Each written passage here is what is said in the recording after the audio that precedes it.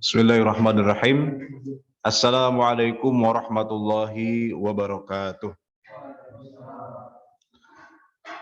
Innal hamdalillah nahmaduhu wa nasta'inuhu wa nastaghfiruh wa na'udzu billahi min syururi anfusina wa min sayyiati a'malina. May yahdihillahu fala mudilla lahu wa may yudlil fala hadiyalah. Allahumma shalli wa sallim wa barik ala sayyidina Muhammadin wa ala alihi wa ashabihi wa man tabi'ahum bi ihsanin ila yaumiddin. Rabbi shrah li sadri wa yassir li amri wahlul 'uqdatam min lisani yafqahu qawli amma ba'd. Hadirin jemaah kajian ba'da zuhur yang dimuliakan oleh Allah Subhanahu wa taala.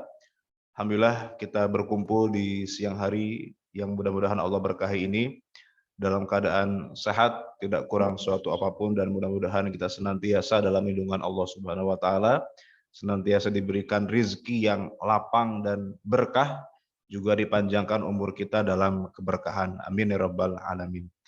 Di pertemuan siang hari ini kita akan membahas tema terkait potensi harta haram yang mungkin saja kita makan, ya, terkait dengan masalah warisan. Ya. Kalau beberapa pertemuan sebelumnya kita pernah bahas bom waktu waris, Pak, ya. Kemudian juga kita pernah bahas beberapa penyimpangan dalam masalah warisan yang terjadi di Indonesia pada umumnya. Nah, kalau di materi kita siang hari ini itu fokusnya ke hartanya, ya. Harta haram yang kita harus antisipasi jangan sampai kita makan. Jadi harta haram itu boleh jadi kita dapatkan bukan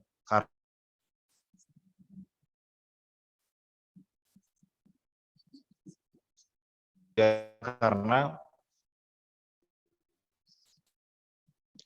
ketidaktahuan kita atau mungkin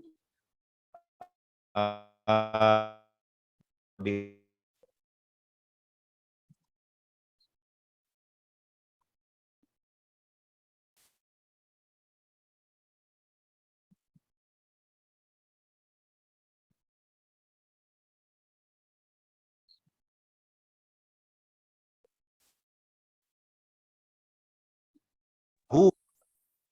wa ma fil ar wa ma bainahuma wa ma tahta thara, ya.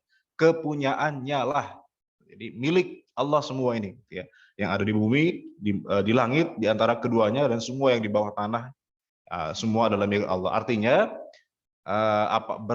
betapa banyak pun harta yang kita pegang dari ini semua sebetulnya hanya amanah saja. Nah, karena amanah, karena sifatnya kita ini sebagai wakil dari pemilik sejati dari harta kita, yaitu Allah Subhanahu wa taala. Sebagaimana tugas seorang wakil, Pak. Wakil itu kan cuma wakil, ya. Wakil itu dititipi amanah. Ya, maka harta yang kita miliki ini sebetulnya boleh kita pakai asalkan sesuai dengan kehendak yang memiliki harta itu, yaitu Allah Subhanahu wa taala.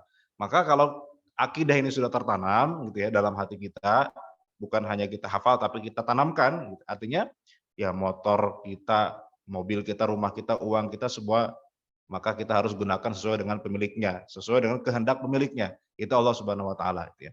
Nah, sebagai kewajiban pemegang amanah, coba di next halaman berikutnya. Sebagai kewajiban pengemban amanah kita ini yang memiliki harta di dunia ini ya, ada dua. Pertama, patuh pada aturan syara terkait cara mendapatkan dan menggunakan harta ya. Ini jelas karena ada pertanyaan yang akan ditanyakan pertama kali di akhirat nanti gitu ya, setelah nanti kita melalui proses yang disebut dengan hari kiamat. Dan di situ ada pertanyaan 4 pertama yang akan ditanyakan sebelum kita lanjut ke proses berikutnya. Jadi proses pertama kiamat itu manusia akan ditanya 4 hal kata Nabi ya. La tazulu qadama 'abdin yaumal qiyamah hatta yus'ala an arba'in. Tidak akan bergeser kaki seorang hamba di hari kiamat sebelum ditanya 4 hal kata Nabi itu ya. An umrihi tentang umurnya, fima fa'al untuk apa dihabiskan gitu ya. Wa an malihi terkait dengan hartanya, min aina iktasabahu wa fima anfaqahu. Dari mana dia dapatkan, untuk apa dia gunakan. Kemudian wa an ilmihi fima fa'al untuk tentang ilmunya, untuk apa dia amalkan. Kita dikasih kepercayaan ilmu oleh Allah Subhanahu wa taala, ilmu apapun itu untuk apa kita gunakan? Untuk kebaikankah, untuk keburukankah? Kemudian yang keempat wa an jismihi tentang raganya, fima ablah untuk apa dia habiskan raganya, untuk apa dia pergunakan raganya itu, tangan kita, kaki kita, mulut kita, mata kita. Itu semua akan ditanya. Nah, harta itu ada 2 poin yang ditanyakan. Ya, tadi ya, min aina iktasabahu, dari mana dia dapatkan, wa fima anfaqu untuk apa dia gunakan. Semuanya, Pak, ya. Misalnya data internet kita itu, Pak, itu nanti akan semua ditanyakan, Pak, ya. Setiap kilobyte-nya itu kita gunakan buat apa? Itu akan diaudit oleh Allah Subhanahu wa taala di hari kiamat nanti. Apakah untuk kebaikankah atau untuk selain itu, ya.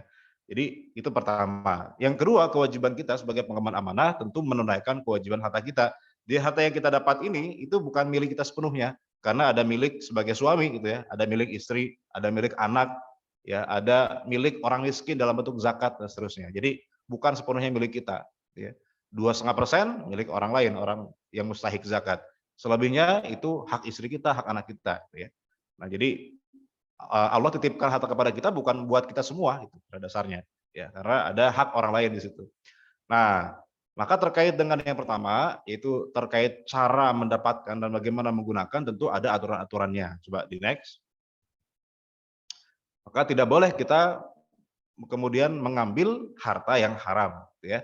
Apa itu harta haram? Harta haram itu dalam definisi para ulama gitu ya, kullu ma harrama syar'u dukhulahu fi milkil muslim limani'in.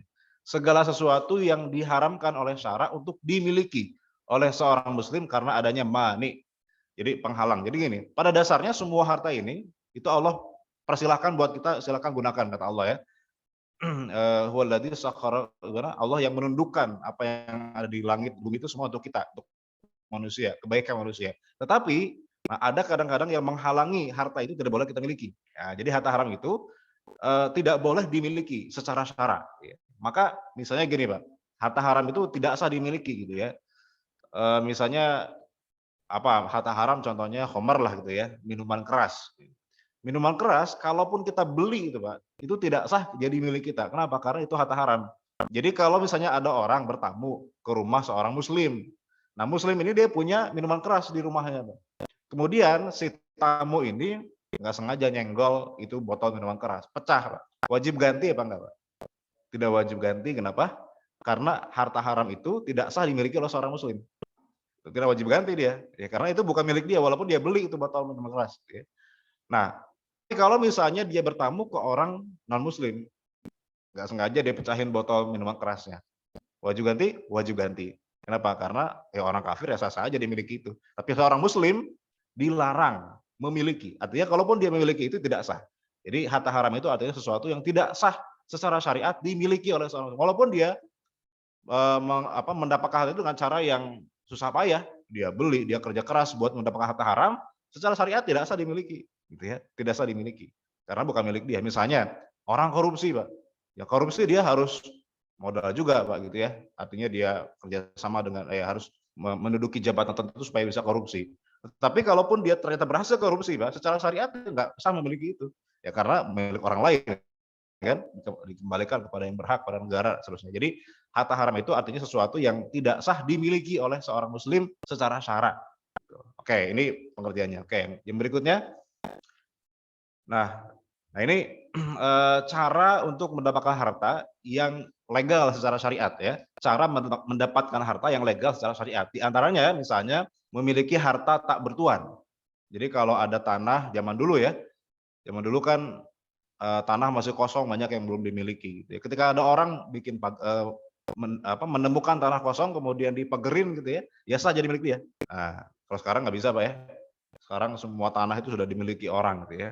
Paling tidak sudah jadi milik negara lah gitu ya. Kalau dulu wah, tanah kosong dipagerin, asal dipagerin aja, asal ditanamin aja sudah jadi milik dia. Nah, itu memiliki tanah tak bertuan, ya, harta tak bertuan. Atau misalnya kita apa namanya berburu gitu ya, ada kan hewan liar di hutan, itu kan tak bertuan, ini boleh kita miliki. Yang kedua, mengambil secara paksa yang dibenarkan. Jadi mengambil secara paksa itu kadang-kadang boleh ya, legal saat misalnya harta rampasan perang. Jadi kalau orang muslim berperang dengan orang kafir, kalah orang kafir, maka harta orang kafir yang ikut berperang ini itu sah dimiliki oleh seorang muslim gitu ya. Itu namanya ghanimah, harta rampasan perang. Memang aturannya begitu ya. Begitu sebaliknya, orang Islam kalah, hartanya dimiliki oleh orang kafir gitu ya. Jadi rampasan perang. Kemudian yang kedua, misalnya menagih hak. Ada orang utang, Pak, kemudian nggak mau bayar gitu ya, nunggak, dipaksa nggak mau bayar gitu ya. Maka secara hukum fikih, maka orang ini berhak untuk dipaksa untuk bayar, tapi melalui hakim namanya ya, tidak nggak kemudian dia labrak sendiri gitu ya, dia paksa ambil nggak, tapi harus melalui pengadilan gitu ya, menagih hak. Kemudian yang ketiga mendapatkan harta dengan imbalan yang dibenarkan, misalnya barter, jual beli, sewa bagi hasil. Kemudian mendapatkan harta tanpa imbalan, hibah, sedekah, wasiat. Yang berikutnya mendapatkan harta tanpa ikhtiar otomatis, waris. Jadi kalau ada orang meninggal, maka ahli warisnya otomatis dapat harta, tidak perlu pakai akad, gitu ya. Itu namanya waris. Nah ini beberapa cara mendapatkan harta dengan benar yang legal secara syariat. Nah sebaliknya kita akan bahas harta haram. Nah ini bagaimana cara mendapatkan harta yang tidak legal? Nah, ini kebalikannya. Harta haram itu terbagi dua, ya. Ada harta haram karena zatnya, misalnya babi, benda najis, bangkai. Babi itu walaupun diakadkan dengan syariah, ya, tetap saja ya haram karena babi itu najis. Kemudian benda najis, bangkai dan seterusnya. Nah, yang kedua karena caranya. Nah, ini yang banyak. Bisa dibagi dua lagi, ada cara yang berkaitan dengan akad yang kemudian tidak sah akadnya, seperti misalnya syarat rukun akad tidak penuhi ya, jual beli tapi harganya nggak disebutkan, itu nggak sah ya. Atau jual beli tapi kemudian apa namanya barangnya tidak jelas ya, itu juga tidak sah. Mengandung riba, maisir, goror, ada ribanya, ada kesepakatan di mana dalam hutang piutang si peminjam harus bayar dengan kelebihannya gitu ya. Maisir ada spekulasi, judi, goror, ketidakjelasan ya. Nah, kemudian ada sebab yang di luar akad yang menjadikan harta itu haram dimiliki ya. Misalnya karena unsur paksaan, mencuri, merampas, begal gitu ya. Kemudian unsur kezaliman, riswah, riswah itu gratifikasi, suap ya. Ihtikar, menimbun barang yang dibutuhkan masyarakat banyak untuk dijual dengan harga mahal gitu ya. Ghis, curang, geben ya, penipuan harga, najas dan seterusnya gitu. Nah, yang berikutnya jalan waris. Artinya, kalau ada orang dia dapat harta banyak dengan cara yang haram, maka buat ahli warisnya pun haram. Tidak kemudian jadi halal karena diwariskan, enggak ya. Itu jalan waris. Kemudian melanggar aturan syariat seperti misalnya pekerjaan haram, ya jual beli di masjid atau pada saat azan Jumat, ya larangan syariat, ya. Orang jual belinya bakso tapi di pas azan Jumat ya enggak sah, haram jual belinya, ya. Kemudian berikutnya melanggar aturan negara, ya. Misalnya jual beli barang selundupan, BM, black market. Salah syariat memang nggak masalah. Misalnya ya yang dijual belikan HP, ya akadnya jual beli yang sah, tapi barangnya barang selundupan, barang black market gitu ya. Nah, ini bisa haram secara syariat juga. Kapan? Ketika misalnya dia jual beli barang BM ini, black market ini berakibat merusak harga pasar. Itu juga bisa haram secara syariat. Karena kita dilarang untuk merusak harga. Dalam syariat ada larangannya gitu ya. Misalnya gara-gara orang jual barang selundupan, nggak bayar pajak, nggak bayar bea cukai gitu ya. Akhirnya dia bisa jual dengan harga yang lebih murah dibanding orang yang jualnya yang harga resmi kan lebih mahal. Nah, sehingga merusak harga dan ini bisa melanggar syariat juga pada akhirnya. Nah, ini. Nah, yang kita highlight, yang kita garis bawahi ini harta haram karena jalan waris. Nah, apa saja yang bisa berpotensi haram karena waris ini, Pak? Nah, yang ini kita akan bahas. Ada banyak nih.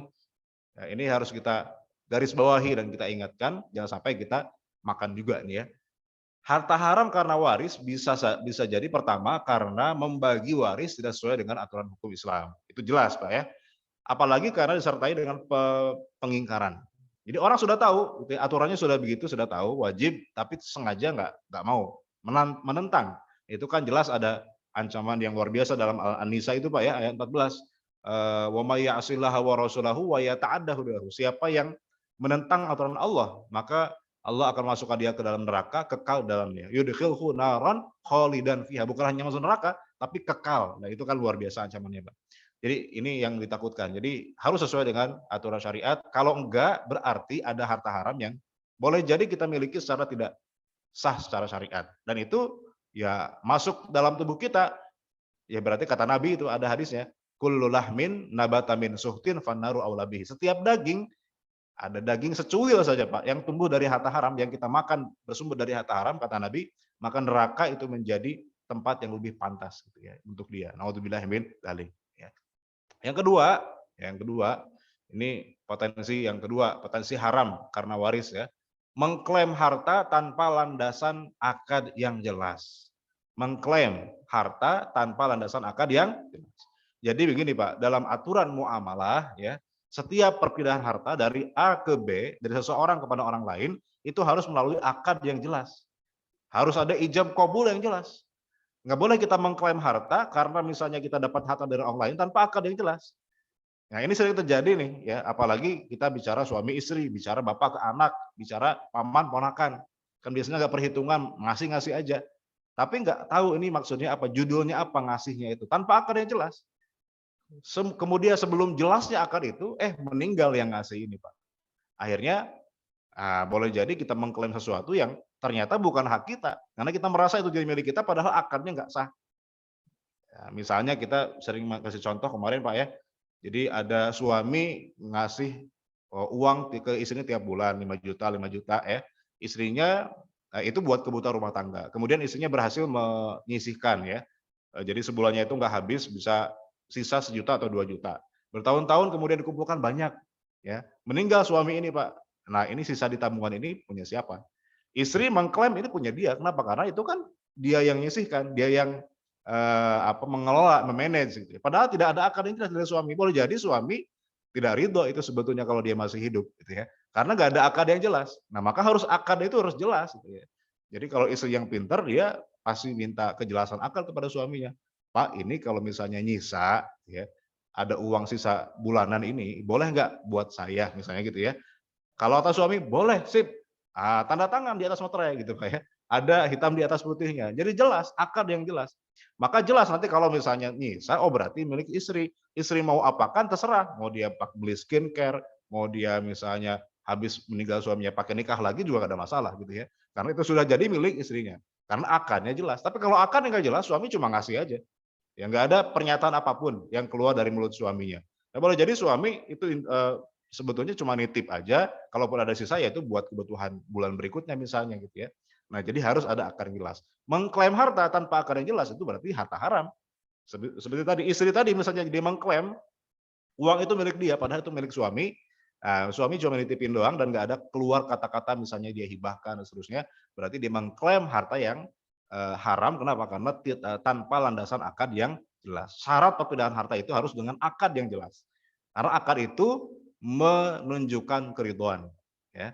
Keriduan itu terrealisasi dalam ijab qabul dalam akad, gitu ya. Oke, yang ketiga mengklaim harta dengan akad yang tidak sah. Nah, akadnya sih ada, tapi akadnya nggak sah. Ini juga nggak bisa. Kalau dia klaim, ya berarti bukan harta yang halal buat dia. Contoh akad yang tidak sah, contohnya apa Pak? Contohnya gini, masalah hibah nih ya misalnya, hibah yang tidak sah. Hibah yang tidak sah itu gimana? Ijab kabulnya sudah terjadi. Nih nak, rumah buat kamu misalnya ya, sudah diakadkan. Tetapi sebelum diserahkan itu rumah, si pemilik rumah ini meninggal dunia, ya. Apakah hibahnya sah? Hibahnya belum sah secara syariat. Kenapa? Karena belum ada serah terima barang. Jadi dalam hibah itu, kalau belum ada serah terima barang, berarti hibahnya belum sah. Keburu meninggal berarti ya batal demi hukum gitu ya. Jadi nggak bisa misalnya si orang yang dikasih hibah ini mengklaim, oh itu punya saya, kenapa? Dulu pernah menghibahkan. Tapi baru ijab kabul doang, belum serahkan gitu ya. Belum ada serah terima kuncinya ya, masih ditinggali oleh si almarhum ketika masih hidup itu. Keburu meninggal maka hibahnya batal demi hukum. Jadi nggak bisa si penerima ini mengklaim, ya itu rumah punya saya. Kenapa sudah dihibahkan? Mana buktinya? Ini akadnya. Tapi apakah sudah terjadi salah terima? Belum ada, belum sih gitu ya. Karena apa? Karena selama masih hidup rumah itu ditempati oleh almarhum. Nah ini yang berarti hibahnya nggak sah, nggak bisa diklaim secara aturan fikih gitu ya. Kemudian misalnya apa? Wasiat yang tidak sah. Wasiat yang tidak sah itu contohnya tadi wasiat kepada anak sendiri. Ya wasiat kepada anak sendiri misalnya gini. Misalnya Raffi Ahmad nih Pak ya. Dia Raffi Ahmad bikin surat wasiat. Surat wasiat buat anaknya Rafathar misalnya. Nanti kalau meninggal Rafathar itu misalnya sudah diwasiatkan tabungan sebanyak 500 M misalnya gitu Pak ya. Sebetulnya Pak secara fikih ini wasiat yang tidak bisa dilaksanakan. Kenapa? Wasiat kepada anak sendiri itu tidak sah, batal demi hukum. Karena kenapa? Karena kalau buat anak sendiri, anak itu sudah ahli waris. Namanya ahli waris itu sudah ada bagiannya gitu, nggak perlu diwasiatkan, sudah ada wasiat dari Allah. Wasiat almarhum buat orang yang ditinggalkan itu hanya berlaku buat yang bukan ahli waris kan itu dalam aturan syariatnya. Jadi ayat tentang wasiat dalam Al-Baqarah itu kutiba alaikum idza hadara ahadakumul maut in taraka khairan al-wasiyah ya. Di mana kalau meninggal diwajibkan dia berwasiat untuk keluarga, orang tua dan anak kerabatnya, itu dihapus, dinasakh namanya. Sudah nggak berlaku lagi. Dihapus dengan apa? Sudah dihapus dengan ayat An-Nisa. Ayat 11, 12 dan 176 yaitu ayat waris. Jadi almarhum tidak lagi bisa berwasiat buat ahli waris sendiri gitu ya. Nah, maka misalnya tadi Raffi Ahmad dia wasiat buat Rafathar gitu Pak ya. Sebetulnya tidak perlu. Kenapa? Karena sudah otomatis kalau dia meninggal, Raffi Ahmad meninggal, Rafathar sudah dapat itu ya wasiatnya warisan sudah pasti dapat secara syariat, nggak perlu diwasiatkan sebetulnya. Cukup Raffi Ahmad itu dia kumpulin dia harta yang banyak gitu misalnya ya. Nanti ketika meninggal otomatis sudah dibagi gitu ya. Rafathar itu anak laki-laki itu pasti dapat paling banyak ya, nggak perlu diwasiatkan. Nah, jadi itu tidak sah. Misalnya dia terlanjur wasiat, maka wasiat itu tidak bisa dipenuhi secara syariat karena batal demi hukum gitu ya. Dan kalau ada mengklaim wasiat itu maka dia haram memilikinya karena berdasarkan akad yang tidak sah. Kemudian yang berikutnya bukan ahli waris tapi menuntut. Nah, jelas ini Pak ya. Misalnya keluarga tapi bukan ahli waris. Sekeluarga yang bukan ahli waris maksudnya siapa? Menantu, ipar, ya menuntut, ya jelas itu bukan haknya. Haram dia memiliki itu ya. Dia makan secuil aja jadi daging gitu ya. Kata Nabi tadi ya. Neraka lebih pantas jadi tempat bagimu. Kemudian yang kedua misalnya ahli waris tapi terhijab. Nah, boleh jadi terdaftar sebagai ahli waris Pak. Kan ada 22 pihak ahli waris ya. Terdaftar di antara yang itu tuh dia masuk di list itu ya, tapi ternyata dia terhijab. Nah, ini juga nggak bisa menuntut. Misalnya adiknya almarhum atau kakaknya almarhum itu ketika ada bapaknya almarhum otomatis terhijab. Walaupun dia ahli waris, tapi ketika ada bapaknya ya nggak bisa dia nuntut karena sudah terhijab misalnya, terhalangi, tereliminasi gitu, kalau ada bapak ya. Atau ada anak laki-laki, saudara-saudaranya nggak dapat ya.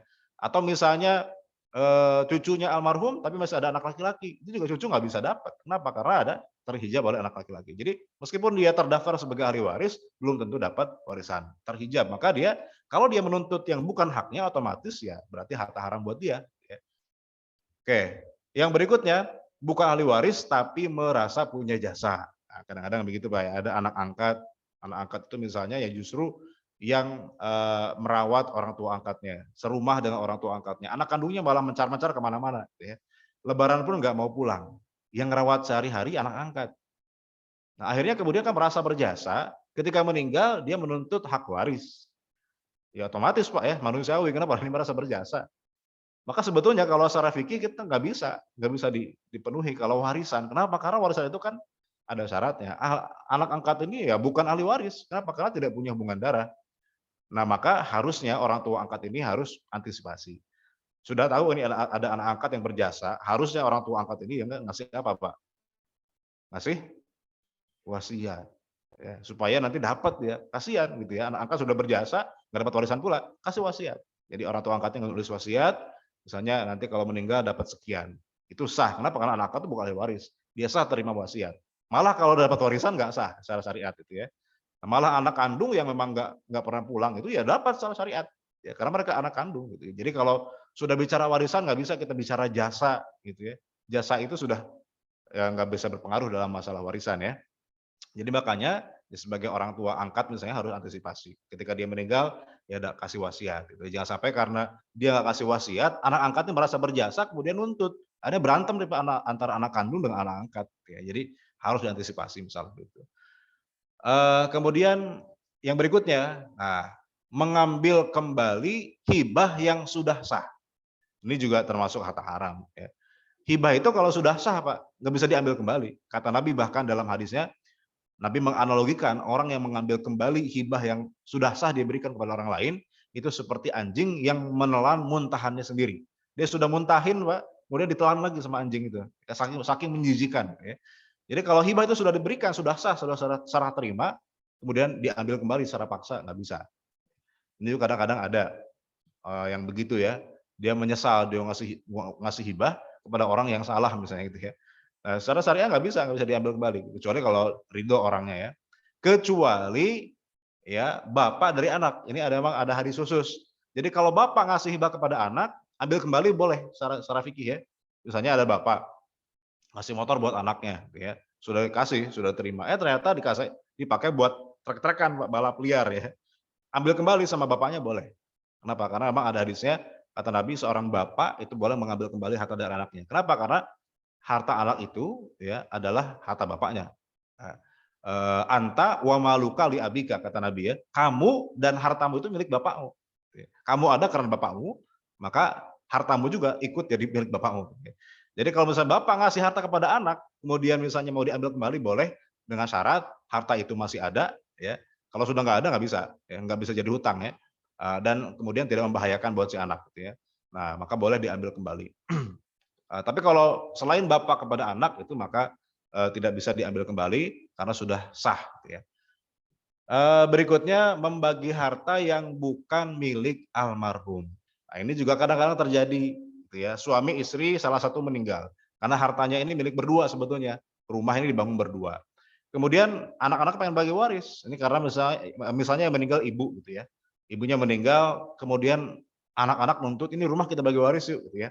Dibagi waris akhirnya, padahal rumah itu yang punya ibu itu cuma setengahnya aja, karena setengahnya punya bapak. Tapi ini dibagi semua. Jadi bapak cuma dapat kalau bapak itu berapa Pak? Kalau punya anak bagian warisnya. Sudah pernah belajar belum sama kemarin ya? Hitung-hitungan. Bapak itu kalau dapat warisan bagiannya berapa? Kalau almarhum punya anak. Seperempat. Ya. Bapak, maksudnya bukan bapak ya, suami ya. Karena kan yang meninggal istrinya ya. Suami itu kalau anak yang meninggal dapat seperempat. Kalau nggak punya anak istrinya, maka dapat setengah gitu ya.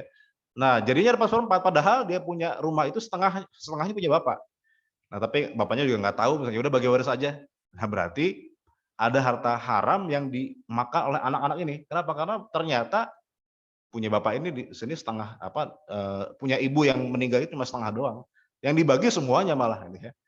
Ini pernah terjadi di saudara saya ada gitu ya. Jadi istrinya meninggal, kemudian dia punya kapling sawit di Pekanbaru gitu ya. Ada banyak. Ternyata itu milik berdua suami istri. Terus ketika meninggal ibunya ini, anak-anaknya pengen bagi waris, kaplingnya itu kemudian pengen dibagi semua. Padahal yang punya almarhumah ini cuma setengahnya aja. Misalnya ada 4 kapling, 2-nya punya ibunya, 2-nya punya suaminya. Tapi karena anak-anak pengen bagi waris, pengen bagi semua, kan ini ibu meninggal. Padahal bapaknya masih hidup. Akhirnya dibagi semua. Ya. Nah, kemudian nanyalah ke seorang ustadz, ternyata oh enggak, ini yang meninggal itu kan ibu. Berarti yang dibagi hartanya ibu aja, setengahnya aja. Setengahnya milik bapak, bapaknya masih hidup. Akhirnya dihitung ulang. Bapaknya senang tuh, oh gitu ya, gitu ya. Oh, ternyata nggak dibagi semua. Nah, maka yang dibagi cuma 2 kapling aja. 2 kaplingnya aman deh, masih milik bapak karena bapak masih hidup gitu ya. Jadi jangan sampai membagi harta yang bukan miliknya almarhum ya. Karena masih hidup ya ngapain dibagi, kan masih hidup orangnya ya. Nah, ini kadang-kadang terjadi juga. Kemudian yang berikutnya membagi harta yang bukan milik almarhum. Misalnya tercampur dengan milik orang lain kayak tadi ya. Atau uang haram hasil menipu, korupsi dan lain-lain gitu ya. Jelas itu bukan milik almarhum tadi. Hasil korupsi, hasil nyolong, hasil nipu ya. Dibagi waris nggak bisa karena itu milik orang lain, bukan miliknya almarhum ya. Termasuk juga apa namanya, dana pensiun itu sebetulnya bukan milik almarhum, karena itu diperuntukkan buat penerima manfaatnya ya, buat istrinya, buat anaknya itu sebetulnya gitu.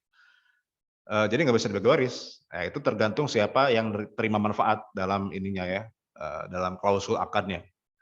Kemudian menahan hak ahli waris dan tidak membagi. Nah, ini sering terjadi, dikuasai oleh kakak tertua ya. Ini mentang-mentang kakak tertua yang lain adiknya masih kecil-kecil, akhirnya rumah almarhum ini nggak dibagi, nggak dijual, ya padahal ada adiknya butuh. Ya adik-adiknya nggak berani, kenapa? Karena ya kakak tertua kan, nggak berani mereka. Akhirnya ditahan, padahal itu milik ahli waris. Ya, dia tahan itu Pak, enggak ini kan harta peninggalan sebagai kenang-kenangan, nggak boleh dijual kata kakaknya itu Pak ya. Nah, padahal harta waris itu ya harus dibagi karena sudah menjadi miliknya almarhum. Kalau ditahan berarti dia menahan hak orang lain ya.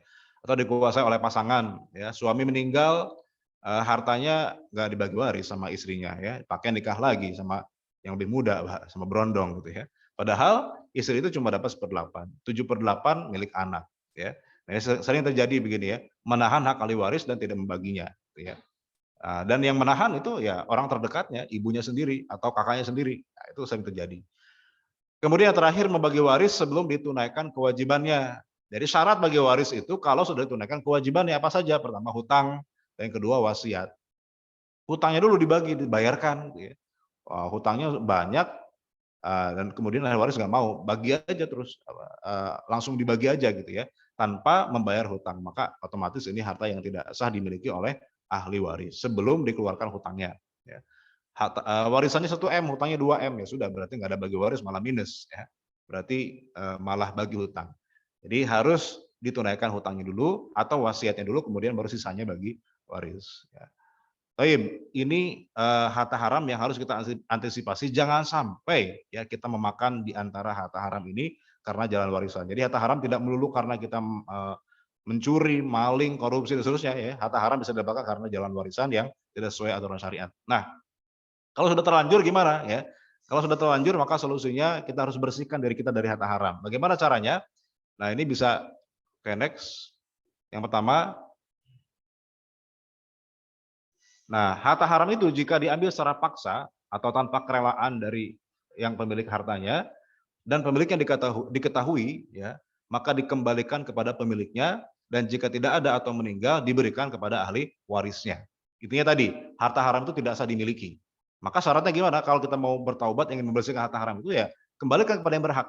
Kalau masih ada orangnya. Kalau nggak ada kepada ahli warisnya. Nah, gitu ya. Kalau masih ada pemiliknya. Yang berikutnya coba next. Next lagi, terus.